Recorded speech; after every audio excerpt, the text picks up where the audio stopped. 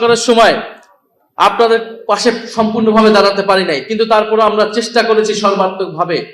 আমরা এই সরকার জুলাই যোদ্ধাদের পক্ষে বড় বড় কথা বলে, আমরা আগে দেখতে চাই তারা অন্তর্বর্তী সরকার থেকে কি বেশি করতেছে জুলাই যোদ্ধাদের জন্য।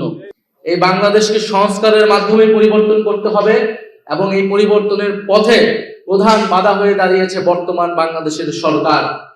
বিএনপির সরকার বাধা হয়ে দাঁড়িয়েছে, সেটা সকলের মুখ থেকে এসেছে। আমরা শহীদ পরিবারদেরকে মনে করি বাংলাদেশের জনগণের সম্পদ। তারা জুলাই যোদ্ধারা বাংলাদেশের জনগণকে প্রতিনিধিত্ব করে।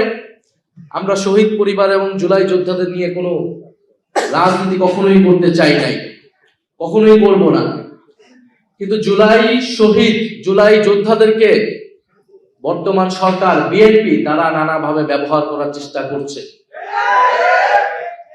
আমরা শুধু একটা কথাই বলেছি যে আমাদের দাবির সাথে আপনারা ঐক্যমত হলে আমাদেরকে সমর্থন দিন।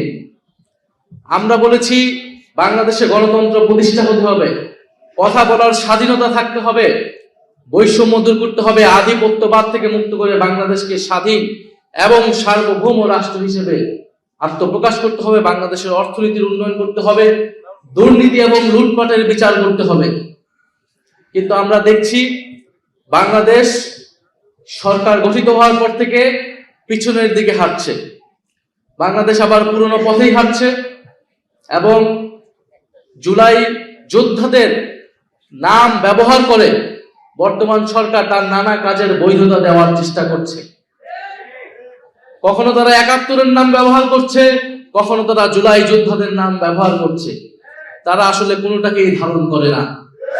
তারা সকল আন্দোলনের সুবিধাভোগী ছিল, সকল আন্দোলনের সুবিধা নিয়েছে, কিন্তু কোনো আন্দোলন, কোনো গণ আন্দোলনের তারা প্রতিশ্রুতি কখনোই রক্ষা করে নাই।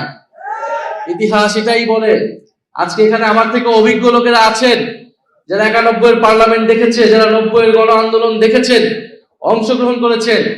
৯০-এর গণ আন্দোলনের পরে এই বিএনপি সরকার ক্ষমতায় ছিল, কিন্তু তারা সেই ৯০-এর গণ অভ্যুত্থানের ৩ দলের জোটের যে রূপরেখা তৈরি হয়েছিল সেই রূপরেখাকে তারা অস্বীকার করেছিল।